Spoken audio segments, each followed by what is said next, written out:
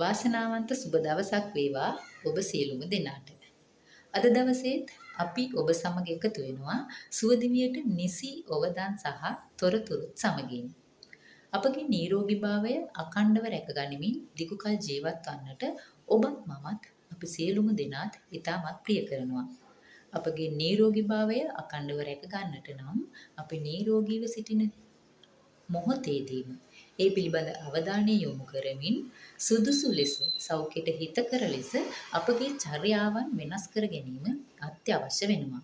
අප ගෙනෙන මේ තොරතුරු සහ උපදෙස් ඔබට ඔබගේ චර්යාවන් සෞඛ්‍යමත් ලෙස හැඩගස්වා ගන්නට උපකාරී වනු ඇතැයි අප උදක්ම බලාපොරොත්තු වෙනවා.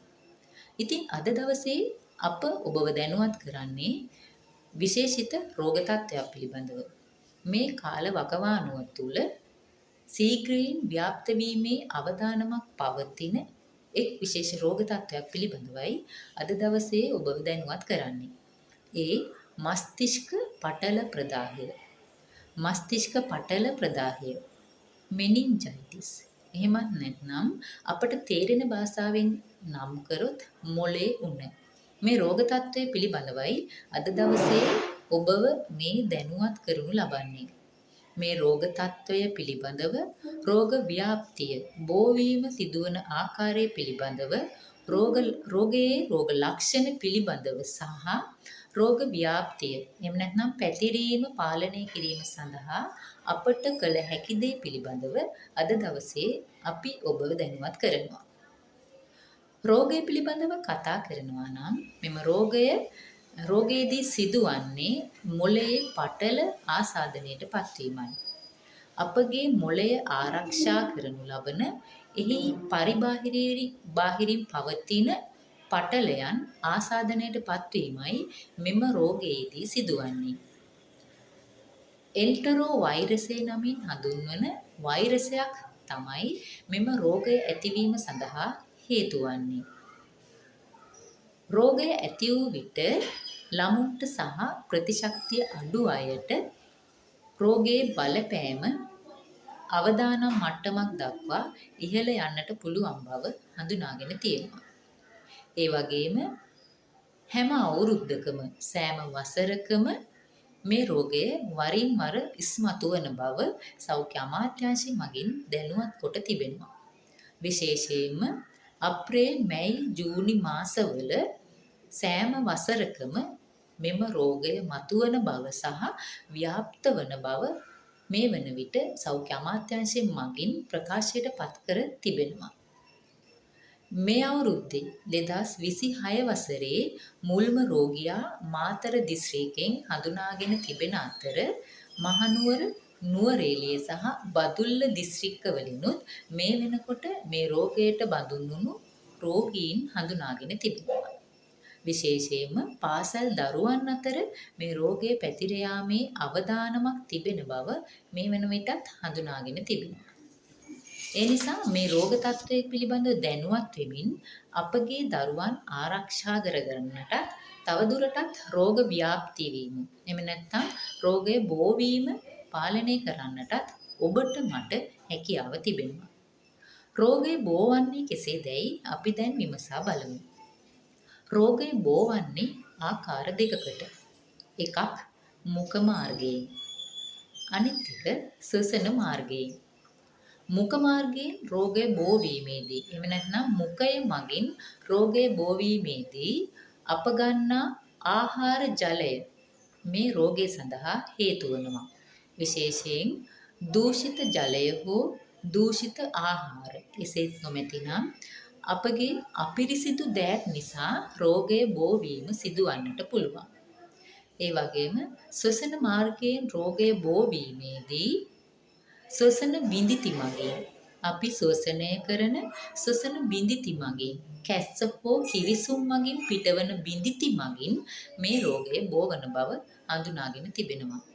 එතනදී විශේෂයෙන් රෝගී පුද්ගලයෙකු සමීපව ඇසුරු කරන විට රෝගී පුද්ගලයාගේ නිකුත්වන මේ ශ්වසන බිඳිති නිරෝගී පුද්ගලයෙකුට ශ්වසනය වීමෙන් රෝගය බෝවන බව හඳුනාගෙන තිබෙනවා.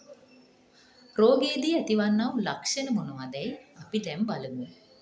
විශේෂයෙන්ම මස්තිෂ්ක පටල ප්‍රදාහය viral meningitis එහෙම නැත්නම් වර්තමාන මොළේ වුණ රෝගයේදී හඳුනා ගන්නට ලැබෙන රෝග ලක්ෂණ.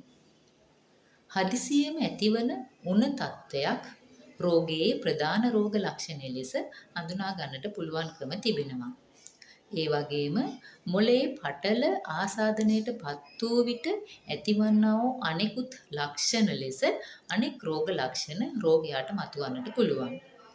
එහිදී විශේෂයෙන්ම බෙල්ලේ තද බව, නමන්නට දිගාරින්නට නොහැකිසේ තද ගතියක් දැනීම මෙහිදී සිදු වෙනවා. ඒ වගේම නොසන්සුන් හෝ අසහනකාරී බවක් රෝගියාගෙන් දකින්නට පුළුවන්කම තිබෙනවා. ඒ වගේම වලිප්පුව ගතියක් එහෙම නැත්නම් ශරීරයේ ගැස්සීම වැනි ලක්ෂණයක් රෝගියා තුලින් දකින්නට පුළුවන්කම තිබෙනවා. තව දුරටත් මේ රෝග තත්ත්වය උස්සන්න වූ විට සිහි තත්ත්වයේ වෙනස්කම් පවා රෝගය නිසා ඇතිවන්නට පුළුවන්කම තිබෙනවා. ඒ නිසා අපේ අවධානය මේ පිළිබඳව යොමු කරමින් මේ රෝග ලක්ෂණ එකක් හෝ තිබෙන්නේ නම් වෛද්‍ය උපදෙස් ගැනීමයි අප කළ යුතු වන්නේ.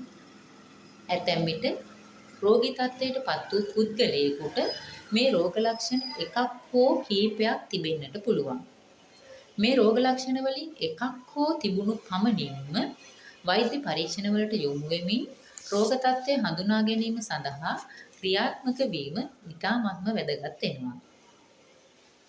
රෝගයේ නිසි ලෙස හඳුනා ගන්නටත් ඒ වගේම අවශ්‍ය ප්‍රතිකාර සඳහා යොමු වන්නටත් හැකි ඉක්මනින් ක්‍රියා කිරීම තුළින් රෝගියෙකුට ඇතිවිය හැකි අවදානම් තත්ත්වයන් වළක්වා ගන්නට එහෙම නැත්නම් මරණීය තත්ත්වයන් වළක්වා ගන්නට හැකියාව තිබෙනවා. වෛරස් රෝග තත්ත්වයක් වන මේ viral meningitis එහෙම නැත්නම් මස්තිෂ්ක පටල ප්‍රදාහය නැමැති මෙම රෝග තත්ත්වය වළක්වා ගන්නට හැකියාව තිබෙනවා. ඔබ අප විශේෂයෙන් කළ යුතු වන්නේ රෝග වළක්වා ගැනීම සඳහා අවශ්‍ය පියවර ගැනීමයි. රෝගය වැළැක්වීම සඳහා අපට කළ හැක්කේ මොනවාදැයි අපි දැන් විමසා බලමු. අපේ විශේෂ අවධානය යොමු විය යුත්තේත් මේ රෝග වළක්වා ගැනීම පිළිබඳවයි.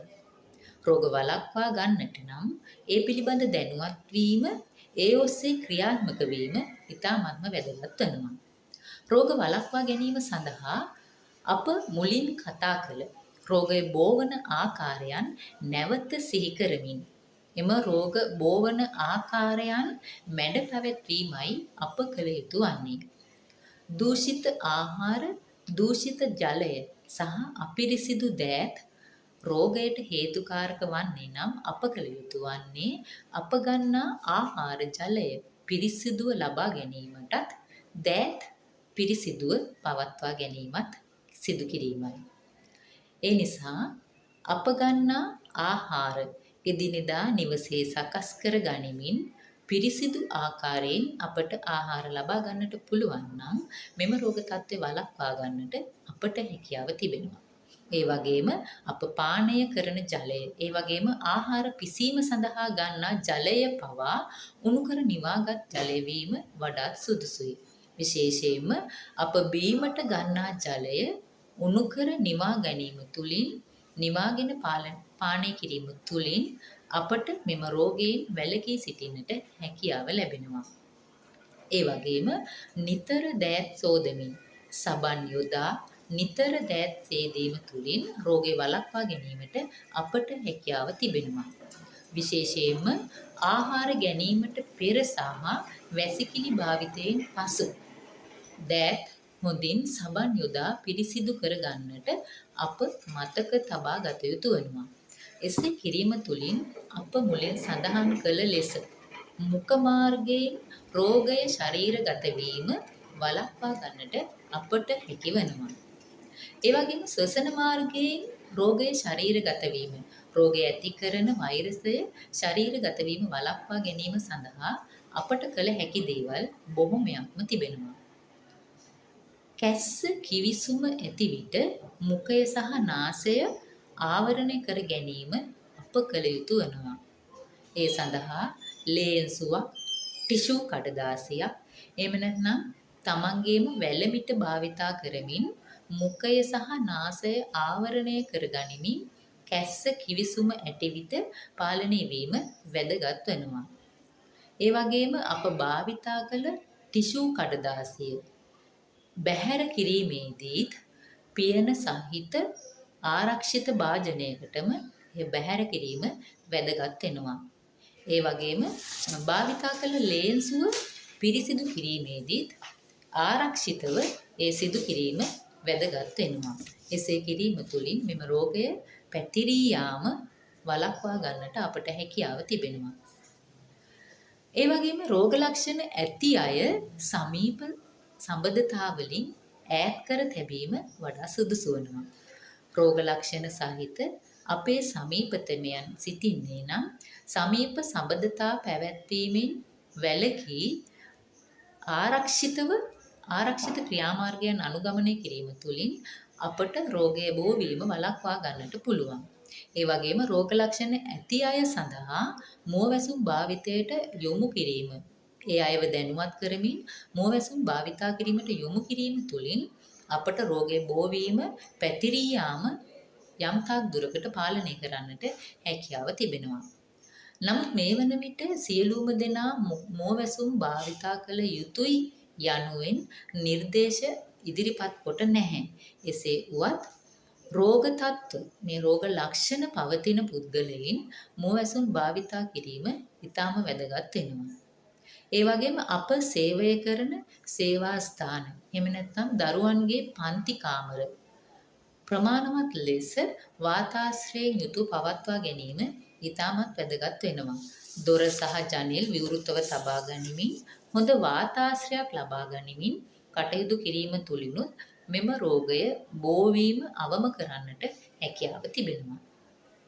රෝග තත්ත්වය ඉතාමත් බරපතල රෝග තත්ත්වයක් වන මෙම රෝග තත්ත්වය පාලනය සඳහා මේ වන විට අධ්‍යාපන සහ උසස් අධ්‍යාපන අමාත්‍යාංශය මගින් විශේෂ පත්‍රිකාවක් මගින් පාසල් පද්ධතිය දැනුවත් කරමින් දරුවන් අතර රෝගය බෝ වීම පාලනය කිරීම සඳහා ක්‍රියාමාර්ග අරගනිමින් පවතිනවා. එහිදී පාසල්වල එදිනෙදා ක්‍රියාකාරකම්, ඒ වගේම විශේෂිත ක්‍රියාකාරකම් සහ පාසල්වල ක්‍රියාත්මක වන ආහාර සහ පෝෂණ වැඩසටහන් වලදී සෞඛ්‍ය ආරක්ෂාව තහවුරු වන ආකාරයට එම කටයුතු පවත්වාගෙන යන්නේ කෙලෙසද කියන කාරණය විශේෂයෙන් දැනුවත් කරමින් පවතිනවා. අප කළ යුතු වන්නේ වඩාත් සුදුසු ලෙස දැනුවත් වෙමින් ඒ දැනුමට අනුව ක්‍රියාත්මක වෙමින් වර්තමානයේ විශේෂයෙන් පැතිරෙමින් පවතින මේ මස්තිෂ්ක පටල ප්‍රදාහය රෝග තත්ත්වය බෝ වීම වැළැක්වීමට එහෙම නැත්නම් පාලනය සඳහා තමන්ට මෙම රෝග තත්ත්වය ඇතිවීම වළක්වා ගැනීම සඳහා තම දරුවන්ට තම සේවා ස්ථානයේ අන් අයට මෙම රෝග තත්ත්වය පැතිරීම වළක්වා ගැනීම සඳහා අවශ්‍ය පියවරවන් ගැනීමයි අප කළ යුතු වන්නේ. ඉතින් නිරෝගී වූ සුබ දවසකට දිගු නිරෝගී ජීවිතයකට වඩාත් ප්‍රිය කරන අපට මේ ආකාරයෙන් මස්තිෂ්ක පටල ප්‍රදාහය නැමැති රෝග තත්ත්වයෙන් මිදෙමින් එම රෝග තත්ත්වයෙන් ආරක්ෂා වෙමින් නිරෝගී ජීවිතය ගෙවන්නට නම් මේ තොරතුරු මතකයේ රඳවා ගන්නටත් ඒ අනුව රෝග වැළැක්වීම සඳහා අවශ්‍ය පියවරයන් ගන්නටත් ඔබට අවශ්‍ය ශක්තිය ධෛර්යය ප්‍රාර්ථනා කරමින් අද දවසේ මේ ආකාරයට ඔබෙන් සමුගන්නවා. ඔබ සැමට ස්තුතියි.